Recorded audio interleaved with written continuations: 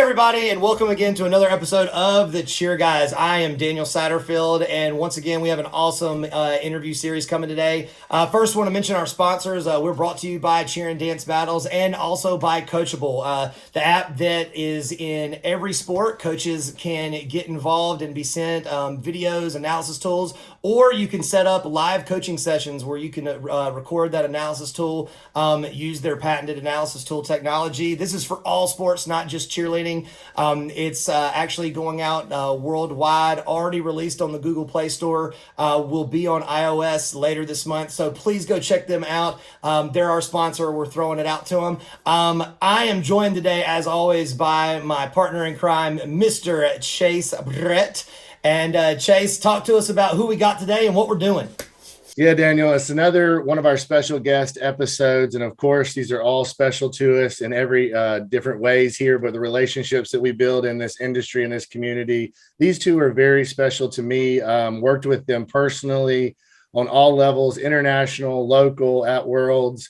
This is a ton of knowledge. If you could classify our guest here as world-renowned coaches, Absolutely. choreographers, and just basic overall educators. And we're so excited and privileged to have them here, Mr. Kenny Feely and Miss Lisa Coyne. Thanks for joining us. I'm getting so red. Oh my God, that was such a great introduction, you guys. Can we do that again? Y'all, absolutely. Do it one more time. Yeah, one more time. Come on. Yeah, we'll give you. Let's give you. There's a couple of other nice things we can say about you, so we can come back around.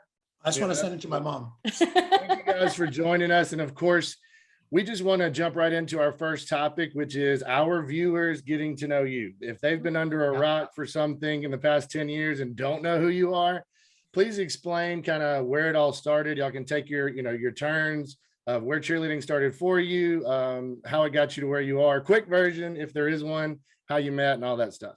Ladies first. There's a rule in our relationship. Ladies first. Lisa's background and my background are very, very different. Hope you learn a little bit about that in the show today. But there's a rule. You do not want to speak after Lisa. Like it's not something you ever want to do in public or at our conference. But in this case, we're gonna test the waters here. And go ahead, babe. All right. So, well, I started cheerleading when I was literally like a child. I cheered for a local rec football team, and that fueled me to start my own cheerleading program at the age of 16. I ran that program. It was like an all-star program for 5 years. I then, moved to the US and was coaching there. So my background in cheerleading is nowhere near Kenny's. When I moved to the US, I just saw cheerleading that was better than anything I'd ever seen before. As an athlete in Canada, it was just a different time in the history of our country. And so, I've been really fortunate, since, we started spring together. We've had the opportunity to travel around the world. We've been able to work in 42 different countries. We host conferences. A team that we work with that you maybe, would know is the Cheersport Great White Sharks. We've been lucky enough to win worlds with them 4 times. I'm a judge for the ICU. We work with the Team Canada Performance Cheer, the dance program. So we have a CFL Red Blacks team with cheer and dance, and those girls on the dance side represent Canada. So we kind of do a little bit of everything. Kenny's cheerleading background is way more interesting than mine, so I'm going to let him share his But let's history. not forget your background enables us to do what we do where we do it. So Probably. this is 2 pieces of a puzzle that come together to make this whole thing work. Hi, my name is Kenny Feely. I am originally from San Diego, California. Right there on the screen. It's a good picture. You never know when she's going to capture a picture that she uses for everything. I love that. So my background is a little bit different. I was a baseball player all the way through high school and 2 years into college. I got tricked into this wonderful sport we're in, like most guys. And I think the story for most guys back in the day is pretty much the same. There was a girl. I got tricked into it. My friend wanted me to go to the weight room because I said I would not do cheerleading time and time again. The weight room was the gym. The weights were the girls. Learned a backflip in I think 30 minutes. And he was like, this is crazy. Nobody learns that fast. And then I did a chair sit, and then I did walk up hands, and I was doing extensions my first day. So I for some reason I understood. Yeah, I understood. The mechanics. The mechanics, the stability. I don't know why or how. The instructor I had in high school was Ray Jasper. I don't know if anybody's heard of him or not. I know who Ray Jasper is. Jasper is your high school coach. Yeah. Walking out of baseball Seriously. practice, going to cheerleading practice, Right. and it's Ray Jasper. And I didn't know like how fortunate I was. Obviously, at the time, I was just like, he's my coach.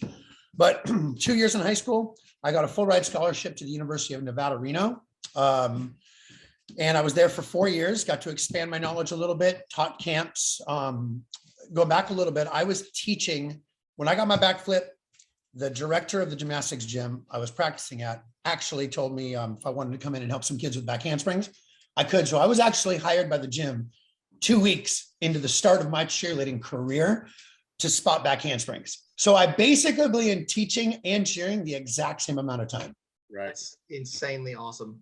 It was pretty cool. I was doing specifically just tumbling for the first 10, 15 years of my career, but went to Nevada, Reno, and then I ended up at the University of Louisville, which obviously changed my life because you have a Ray Jasper on the front end, and then you have a completely different set of mechanics and rules with James Speed, who is the godfather of cheerleading. So if I didn't do something worth something, they'd be probably pretty disappointed. I'd be disappointed in myself. You have those two. And then this one, like I was set up for success. So yeah, traveled around, did camps, worked primarily with stunts, pyramids, baskets, and just technical stuff, but I'll teach anything, even dance now. That's awesome. I do want to say for maybe all fair, just because it's fun. Our mutual friend, Mr. Larry Lawson, I told him we were actually getting to talk with you guys today. He gave me the details of your tryout at Louisville and everything. So I thought that was pretty amazing. We're going to have to discuss that later because I thought that was one of the greatest stories I've ever heard. But it just, I just love your personality. Like everyone throughout the industry that knows you knows your personality and for teaching. And I just, to top on, Lisa, when I just to kind of tag onto the back of that for both of y'all, like my first impression of everything I heard about Lisa Appoint was that you are a legend as far as your ability to communicate and put cheerleading in the perspective to the specific person you're speaking to, the way they need to hear it, be communicated to, and learn so that you can help them. Like you are the one that's going to find their learning style and help them get what they need. And whereas Kenny, you take a level of energy and you match the energy of any room you're in. I've been in your stunning stuff plenty of times. I've also hung around in some campfires at Daytona with you a couple of times, and some like areas down at Mai Tais and different stuff on the side.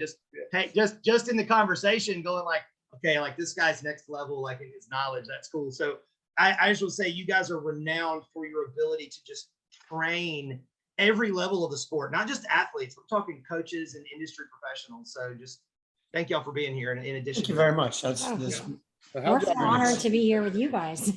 How'd y'all run across each other in this two different worlds here? What version do we? No. What version of the story? Why don't you go? Editable, so whatever version. No. Nitty-gritty? As you've already probably guessed. No, this is really funny though. We're polar opposites, right? We didn't play in the sandbox as kids. No. And there are several times over the course of the last 2 or 3 months where like, I really wouldn't have liked you as a kid. 5-year-old Lisa and 5-year-old Kenny would have hated each other. Yeah. Is many sure. stages. For but sure. when we did meet, we were both in South Carolina, and I was working for Spirit Sports. he was working for Spirit Sports, and I was with WSF at the time. Okay. And we actually met at a cheerleading competition and just struck up a conversation. And It's better than that. okay. So what happened was I was outside talking to somebody. It was Adam Thomas's event. Yeah. Okay. In Charlotte. I was outside. I was Greensboro. Greensboro. Okay. Yeah. I'm outside talking to somebody on the phone. She's outside talking to somebody on the phone. I end my conversation. I'm passing her by, and Kenny's ADD. Some people call it energy, but we know what it really is. She says something to the effect of, all right. It was Trace. All right, Trace. And I turned around and I was like, is that Trace from Canada? Totally interrupted her conversation. Is that Trace from Canada? And Trace was the coach for Western Ontario. I was their buddy instructor as an NCAA college instructor. So I just didn't know many people named Trace. So I just interrupted her and she looked at me kind of crazy, like, yeah. And I'm like, can I talk to him? I literally took the phone from a stranger, I talked to know. Trace for a little bit. And then after the conversation, she looked at, I had my Nationals ring on, you know, those big old honking hand weights, you know, that we get there in the US.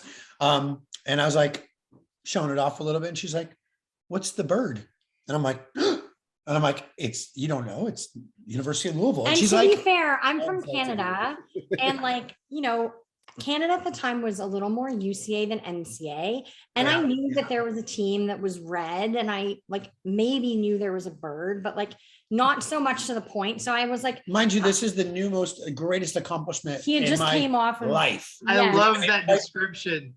They And were I- red and a bird. And I know James makes fun of me all the time when I tell the story too. And I just asked him, I was like, oh, like, is that a ring for cheerleading? Like, are you any good? I was like, even more offended at this point.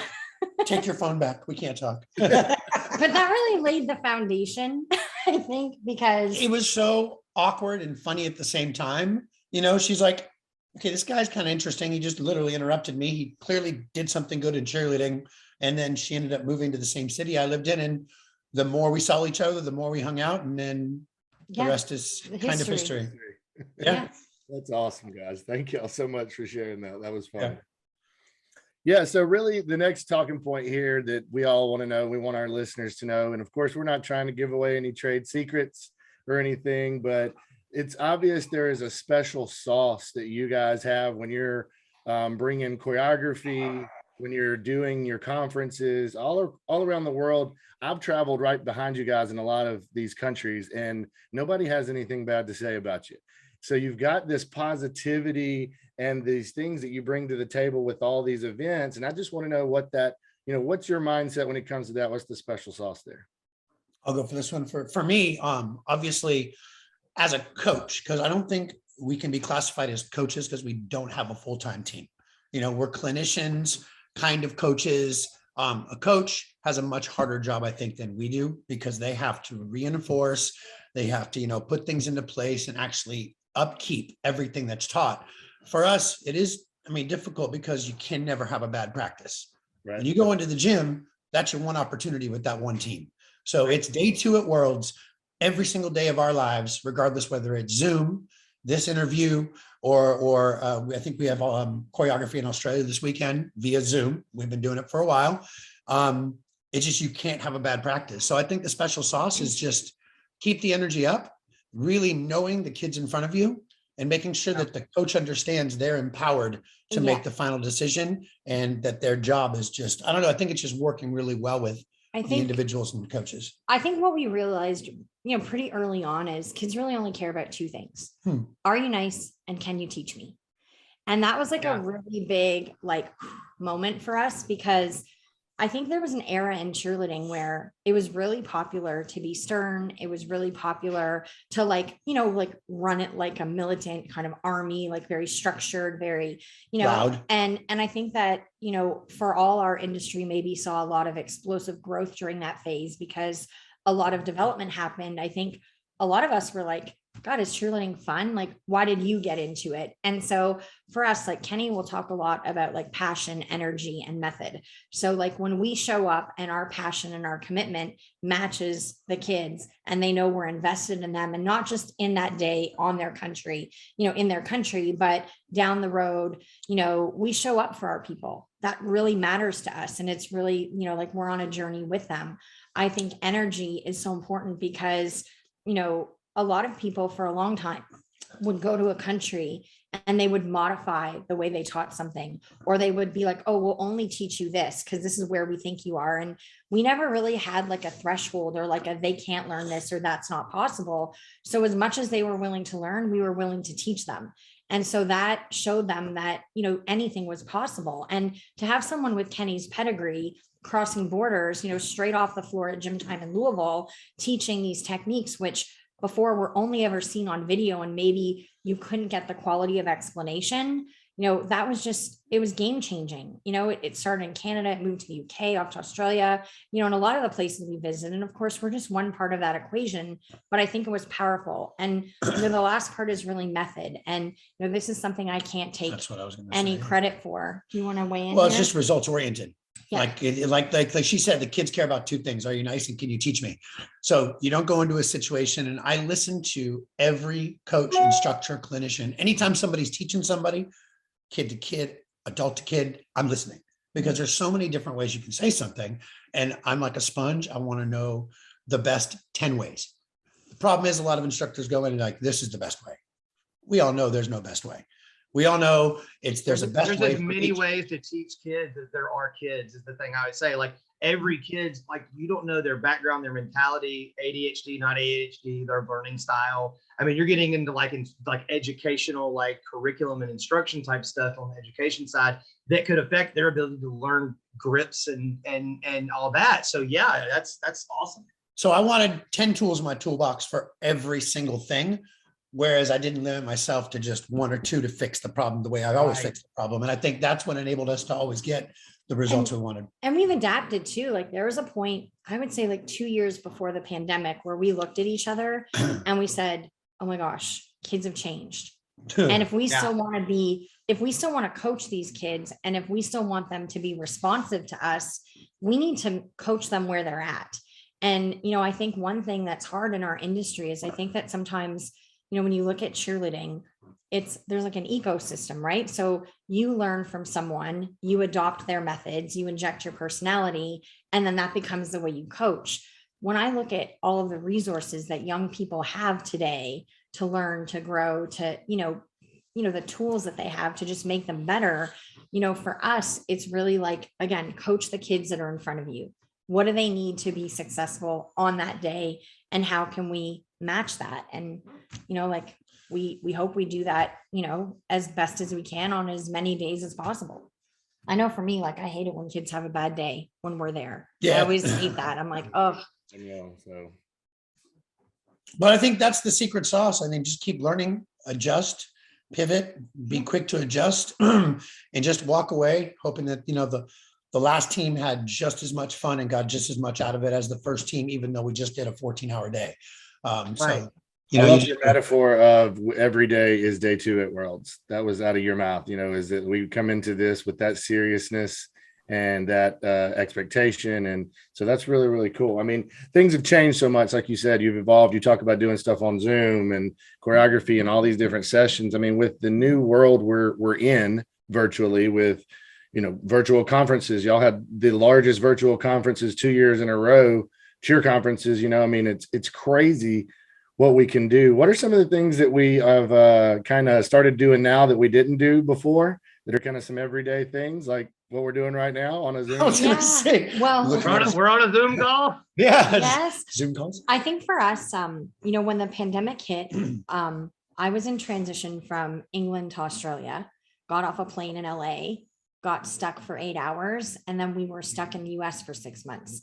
Kenny got out on one of the last flights out of England. 3 a.m. She calls me and she's like, leave your hotel now, go to the airport. I don't know how long this is going to take, but you're going to get stuck there. Like if you don't go to the airport right now. And so for us, I don't know, my background's politics. So crisis management is like, I just jump into it. And so for us, what became really apparent was that if connection's so important, right? And whether we're flying to someone, whether we're using our social media account to like stay in contact, whether we're celebrating their achievements or sharing parts of our life, connection is really, they always say like, travel is not about the places you go, but the people it brings you to. And that really rings true for us. So instantly with travel off the table, and you have to remember for 15 years, we traveled over 330 days a year.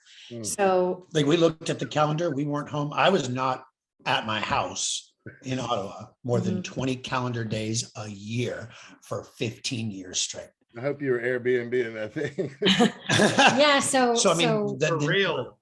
And then, honest to God, we never were home more than 20 days. No, and never. And more sometimes than it was a couple less than days at a time. So for us, what it was right away, I knew I'd be able to survive. I was instantly worried about like how he would be able to keep teaching, which is what he loves. And so, right off the bat, we started our virtual spring training group, which allowed us to bring coaches together from all over the world to share things.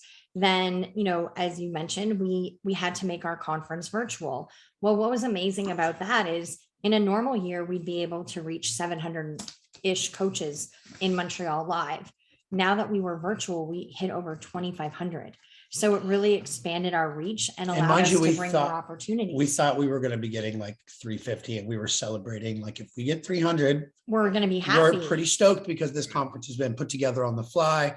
We had to fly to Mexico to do it, which was not a choice. It was something we were forced to do from external circumstances. And then the night before, we kept getting these alerts, and we looked at the registration the morning of, and we were like 400 the night before, 2,100 the morning of. And we were literally, we both cried. Yeah, like, let's not we hold had back. this moment We where we turned were just around, like, looked at each other, embraced, cried, and all of our friends at COP started crying because it was just it was a lot of positive that we needed after so much negative and trying to survive, holding on. Yeah, I feel like people really tried to support. I'm gonna cry just talking about. Like, I feel like That's a people huge really, moment. Wow. yeah, was I massive just for feel us. like they really tried to support us, and for two people who have made the world their playground, to have that playground taken away, it has been hard. We're calling you today and we're on lockdown in Canada today. That's not going to be the experience for most of the people watching, the video right now. So, we managed to do choreography online.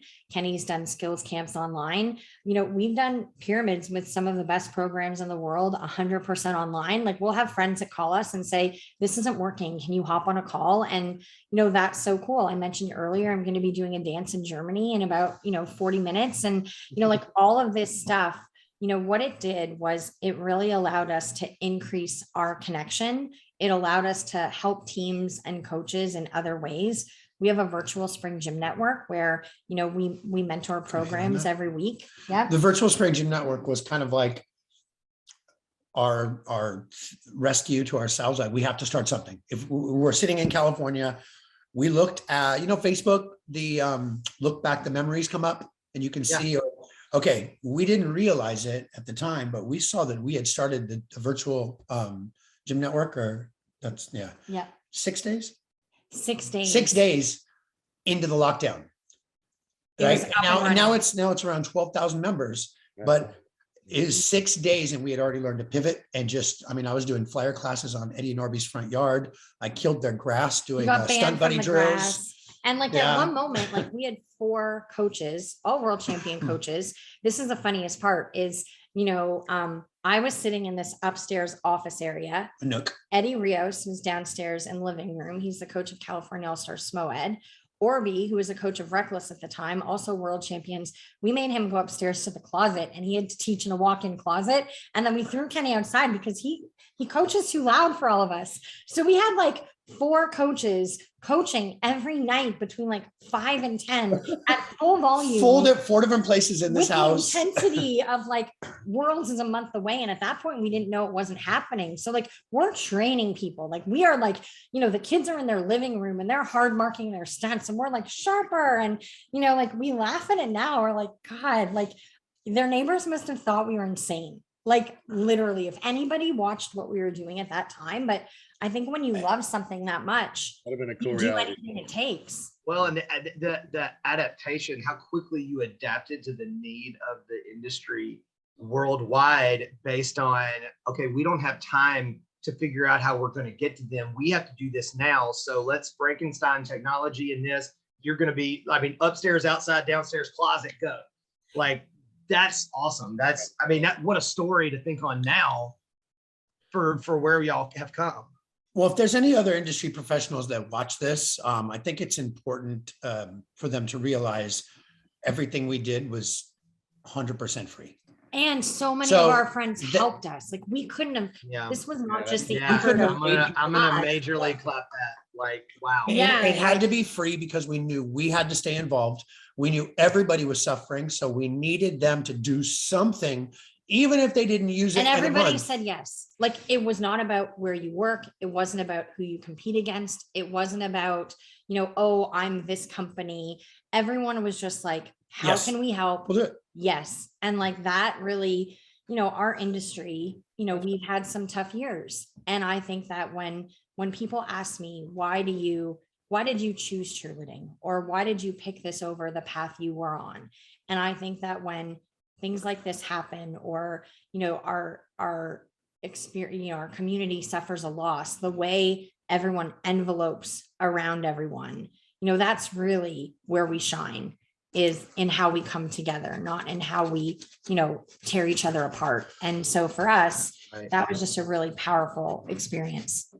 Very refreshing, to hear that, the positivities that we need to bring to light in these shows that we're doing, and that is to hear that those industry professionals at the top of their game jumped on there and said, you know what, we can do this. We can do it for free. We can do it in the middle of the night. That's super, super cool. What are some of your, looking forward for the future? What's some of your concerns with, now we're kind of coming out of the pandemic? I know you guys are back on lockdown. I know there's certain places that are still struggling, but what are the biggest concerns going forward in your minds for the industry, the community worldwide? I'm worried about kids, to be honest with you. Every day we work with kids who, have been impacted, their, emotional health and welfare. They haven't had a typical childhood or teenage years. And, I've said this many times, like, everyone suffered. Like, we might be on lockdown, but talk to any coach right now in the US that's trying to run practices with, people out on quarantine, people sick with COVID, like, nobody has had an easy go these last few years. And we're in a high contact sport, like the ingredients of cheerleading, unfortunately, are pretty attractive to this virus. Right. So it's, I think for us, we're worried about kids. I think, I see social media and I see how much pain that creates for our industry. And, it used to be so exciting in the beginning. I know when I first started my social media accounts, and even as an adult, to just connect with people and have regular access to them and to have that window into their life was just, oh my God, it was like amazing. Right. And then now to see that, sometimes social media is not so kind. And, sometimes people really take that to heart. And I hate that for our industry, because I think it doesn't reflect the best of us. It kind of shines a light on, like, the average kid that we coach isn't cruel. The average kid that we coach isn't making fun of another team.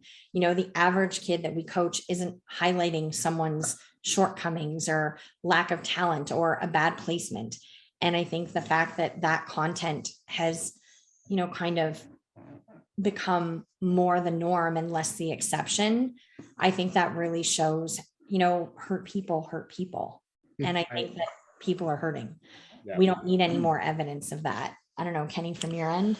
I'm not going to say the kids. I do agree with her, but I'll go ahead and say the coaches, because I think, and the kids, but the coaches right now for me, because they're burning the candle at both ends. And yet we're still trying to achieve the same level of perfection with a completely different recipe of children.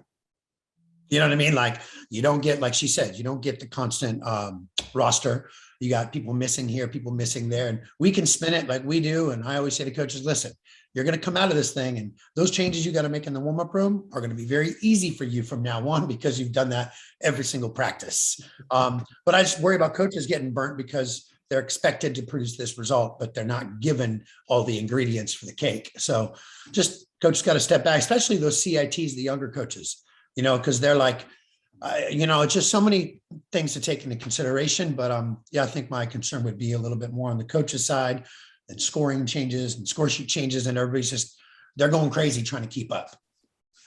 Yeah, I agree with you, man. The mental health is really where we're going to have to do a lot of work when we come out of this. Yep. And I know there's a lot of people. We were talking to Candia from South Africa, and they came off a 9-month lockdown, and it was, are we starting over with skills building? Are we going back to fundamentals that we no longer have? And so we weren't able to get to the skill level we wanted to get at a certain point in the year. So it kind of brings us to that next talking point before we get into our full out segment, which is, as coaches, advisors, choreographers from all around the world, what is the one thing you could say out there to those young athletes that maybe they're trying out, for a world's team, or they're trying out for a college team, or even their nationals team going forward? Just a little piece of advice from you guys, all that knowledge you got, to give them some positivity. Well, mine's really simple. It's one of my favorite quotes.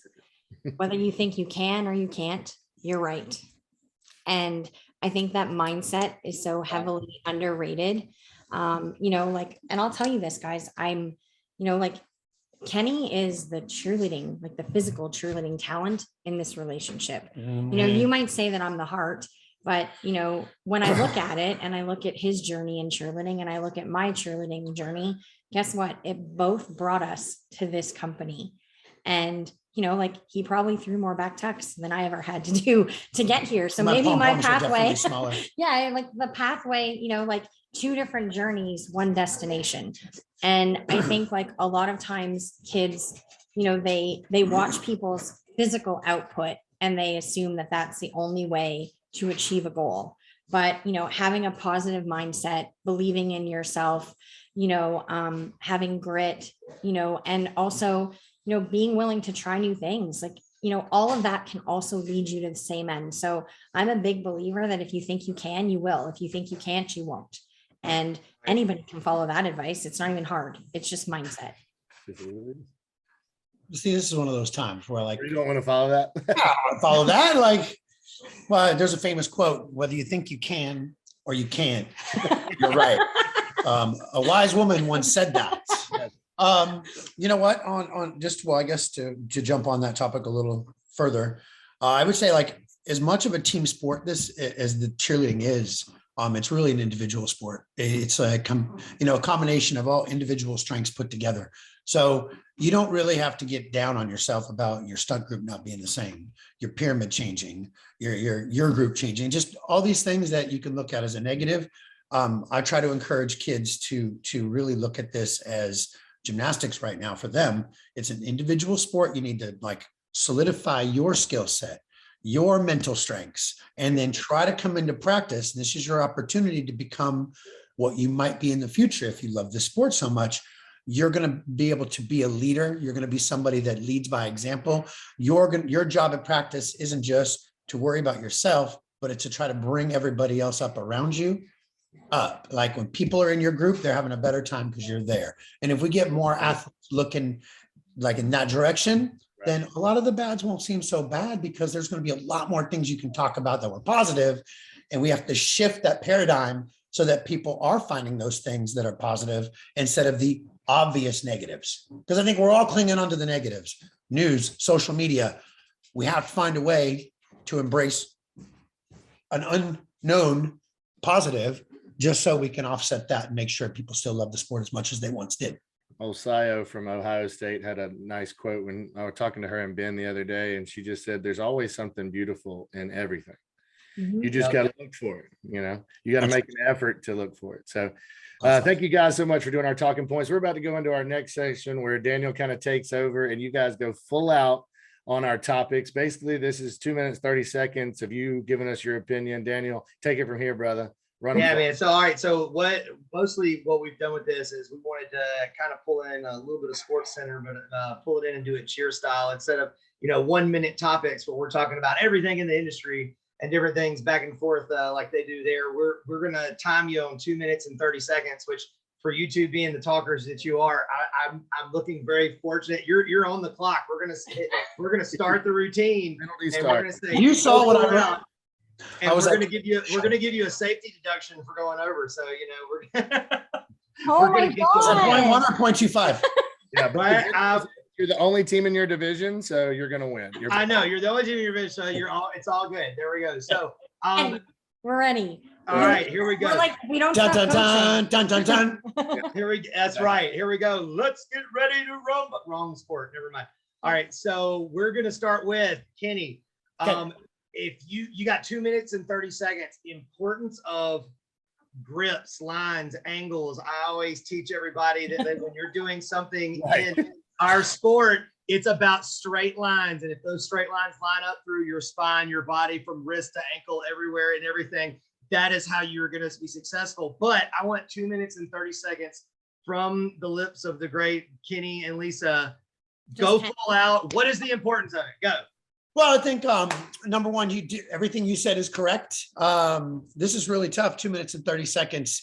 There you go, everyone. The grip is important as the grip is. It's also equally not, because you're never going to get that grip. Like, the reality of the sport is you can train the correct grip, but really what you should be training is, what do you do with the bad one? How do you take the bad and turn it into a good? But if you really want to learn how to manipulate what the flyer is doing, and I do believe we do less corrections on the top, more corrections on the bottom. There's 3 of them. One of her, she's always younger. She's always got more pressure. She's the one going crazy backstage. So we try to take pressure off that and teach the bottom how to really get into understanding the mechanics and the weight shift and to read mistakes quickly. The faster you correct something, the less the mistake you're going to see. Being sneaky in the industry is the key to success, because we're never going to be perfect. Never. And as long as we can teach that the acceptance of mistakes is really the opportunity for greatness. It's not a bad. It's like, haha, you didn't see that, did you? No, because I was so fast at fixing it. But to be correct and fast at fixing, you have to know what the best possible version is. And that's why I love to break things down. And if you ever sit here and let me talk about a lib, just the grip on a lib, we're going to be here for 2 hours and 30 minutes. So yeah, there are so many things you can do, but the reason I get into so much detail is because you're never going to use all of it. You're never going to use all that, but maybe that pinky changes everything. When people set for a stunt, and this is a simple no-brainer, and this is why I love this job. If you look and tell anybody to set and jump into a sponge, everybody's here. I'm not shrugged, but I can't, camera's like, they jump in a sponge and they're right here. Now I'm like, great. How do you hold your phone? And they're like, do you hold your phone like that? No, you hold your phone like this. So now when she jumps in the sponge, hold the foot like you hold your phone. And something is simple like that, because if you start from the bottom with zero control, like the foot's going to come out of your hand, put a thumb around it. Now you got control. So I think I can read the man. It's cool. But grips, technique, and lines. I mean, honestly, it's important, but it's not the end all be all. I just think you need to know how to make quick corrections and understand how to manipulate what's going on up there so it doesn't show here. I did it. Beautiful. Hi, we're gonna so 2 minutes and 25 seconds. I would say that was a perfect routine. That was a perfect routine. You went full out, and to be fair, there's only been one other interview that we've done where they have not gone over the 2 minutes and 30 seconds.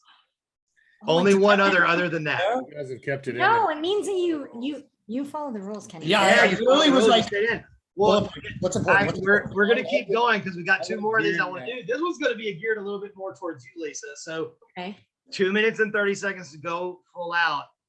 Olympic cheerleading. It has been a goal for a very long time of our sport. It has been the thing that we have wanted to get to, grow to, be in on an international scale. It is the buzz of the community of what's happening next. Where are we going? How do we get it there?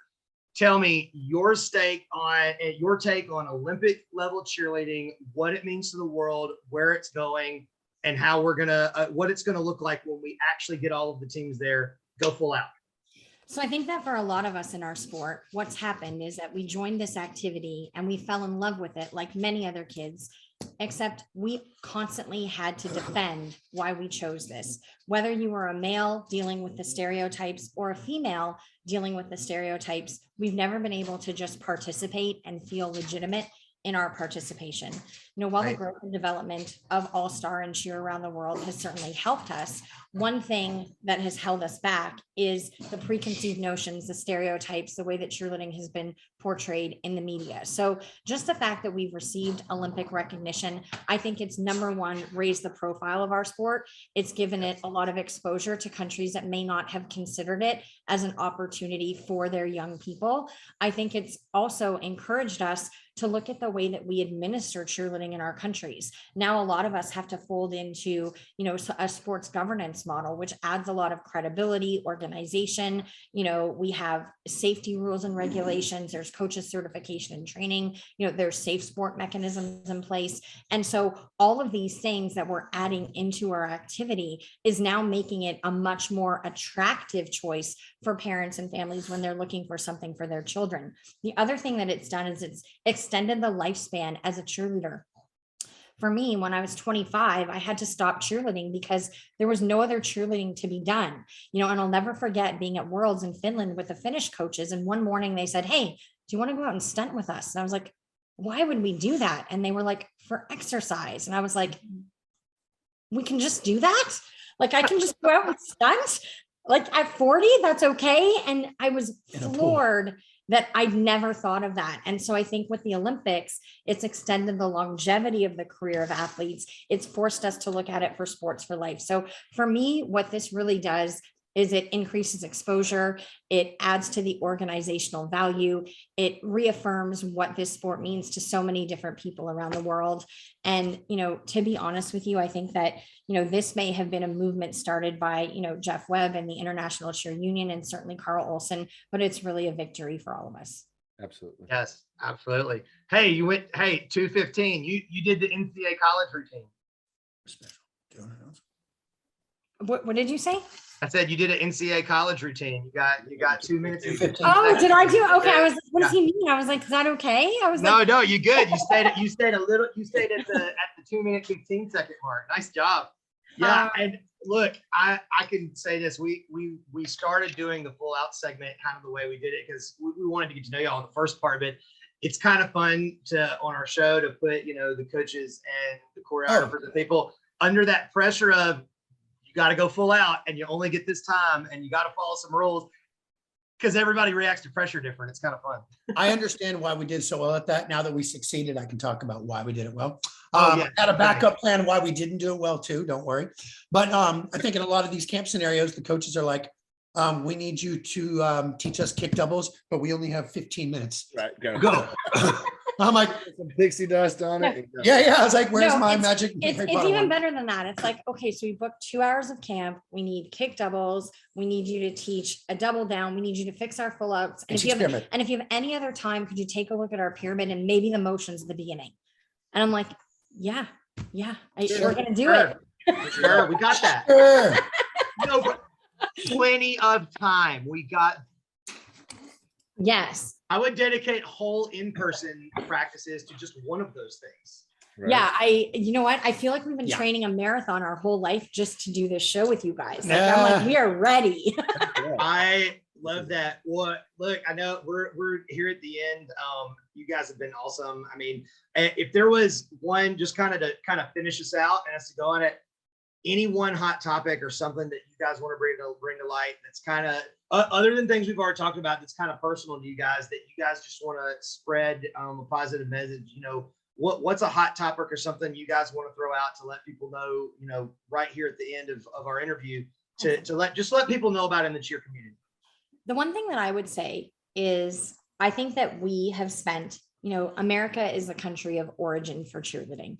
And I think that none of us around the world would be where we are today without, the talent, the leadership, the resources, and, everything that we've learned from America over the years. I think what's been really amazing is in the last decade, and really like the last few years especially, is that we have seen other countries also make impressive bounds in things like sport governance, in how they train their national teams, in, the way that they run their programs, and just there's an opportunity for us to all learn from each other. And I think, us, Kenny and I, we've had a front row seat to the growth and development of cheerleading around the world. And there's not a single day that we take that for granted. But I think that the answers for a lot of the questions we are having or solutions to the challenges we're experiencing are already out there if we're not afraid to look outside of our immediate area or circumstances and find them. And so, you know, if you're an international coach watching this, like, we see you and we see how hard you've been working, and we know that you're doing amazing things in your area. And, you know, if you're a coach from North America, or, you know, maybe you're kind of feeling, you know, like cheer isn't quite where you want it to be in your country, you know, whether it's you're on a high or on a low, I just think there's a lot of potential for us to come together and to look at the way things are being done in many places, not just one. And that's certainly not a slight against, you know, the USA or any of the amazing programs, coaches, resources, and talents you have. But I just think our world's a lot bigger now, and it's time that we start seeing it that way. Yeah, to tackle onto that, since the US right now is one of the few countries that is in full swing, you know, I think the spotlight is even more on them right now. People that are sitting at home, like, their version of the sport they love is only happening in America. So they're going to watch these routines. They're going to look at social media accounts. Right. And it's a fantastic opportunity for people to always check themselves before they react with emotion. And they can react, you know, logically, think about what you're doing, what you're saying, the image you're portraying, because it might be the podium that people are watching. You know, that might be the example that you're setting for that little girl in Germany, or that little girl in Australia, or that coach in Belgium. You know, you never know. So I think we just have to be very aware of what examples we're putting out right now, because it's a great opportunity for everybody to, number one, come together. Number two, like she said, learn from each other. Great message. Love it. That was perfect. Yeah, you guys are awesome. Well, guys, thank you guys so much for being on our episode with us. Chase, do you have anything to tag on to end that with? No, thank you guys so much for being here. We know you have a busy schedule. We're glad that we could catch you. I know lockdown helped us out a little bit. We hope that you guys stay safe. Hang out a little bit after this. We're going to chat some more after we get done recording. Anything else that we can do to push, you know, people to kind of find out what you guys are doing, what's coming up in the future? Springvirtualtraining.com right there. Yes. Right there. Go check him out. We're on Instagram at Spring CDT, and you know, we just announced yesterday that we are once again going to be bringing our conference live back in Canada this September. There will be, I know, we're so Your excited. guys will be there. Yeah. You're the red carpet, guys. You got to bring that backdrop. I think that is incredible. Yeah, we need the backdrop. Dude, that's cool. Maybe we need you guys to call one of Kenny's classes. Like, you can do the commentary to a stunt class. That could be super fun. So we're really excited about that. We are going to have hybrid options. We know that travel is not a reality for everyone. So there will be recorded options for those that can't join us live, but there's just so many people we've been missing. And I think that as much as it's amazing how we can use technology to connect and learn from one another, there's nothing that beats that in person, you know, the connections that you make and the conversations you're able to have. And, you know, just I want to give you guys a hug. I know. Yeah, for real, like, see you in person. People. Instead of a fist bump, a high five, an elbow high five. Yes, It's going to squeeze it out with no map. absolutely. So that's really it for us. And we're just going to see how, you know, here's the thing, whether we're on lockdown, whether we're live, there's one thing you can count on, and that's we're going to be cheering somehow. So.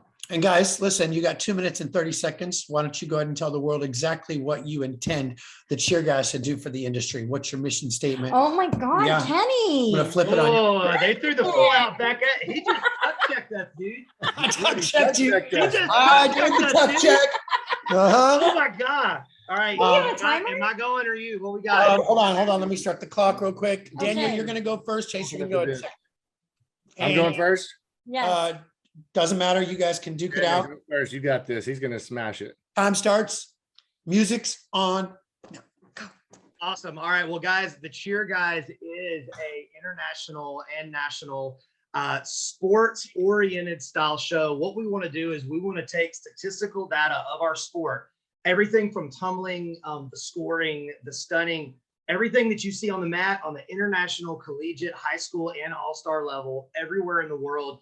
And we just want to put a new layer on our sport that's not there. Imagine if you took sportscasting away from football, soccer, baseball, golf, anything else, and all you had to do was watch just the game and nothing else.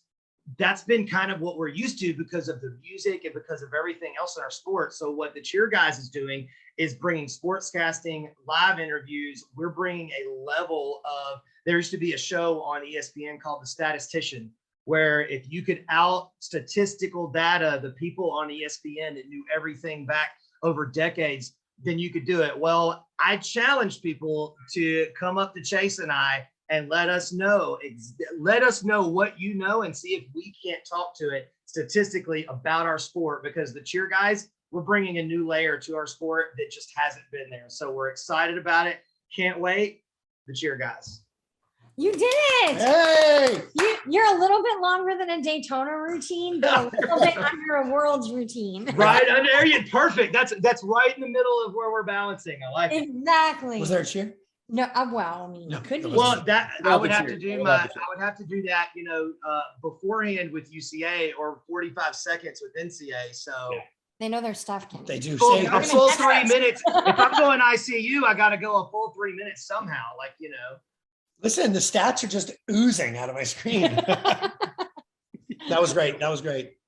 That's Is good it my stuff. turn now? We're going Let's again? say you gonna go, Chase? Dude, he got his 2:30. You got your 2:30 Well, time we'll to do start. more like a dance solo and go about a minute because it's pretty easy. All right. All We are- right.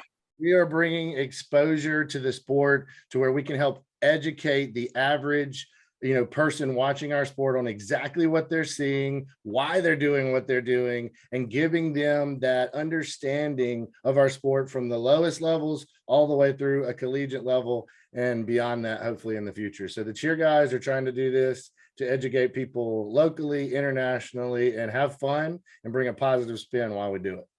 You did it. That was I a partner love stunt that. routine, not a dance solo. Yeah, that was. There we go. He got his minute and 15 in. Thank you guys so much. This is Guys, this has been so fun. Thank y'all so much for doing it. All right, here, real quick, everyone, you've been on an episode of the Cheer Guys, never been tuck checked or had someone throw it back at us, but we had a lot of fun with it. Thank y'all for being here. Please go to Spring Virtual Training and Spring CDT to check out Kenny and Lisa, phenomenal international choreographers, mentors, leaders in the industry. This has been an episode of the Cheer Guys with Daniel Satterfield and Chase Brett. Thanks for being here.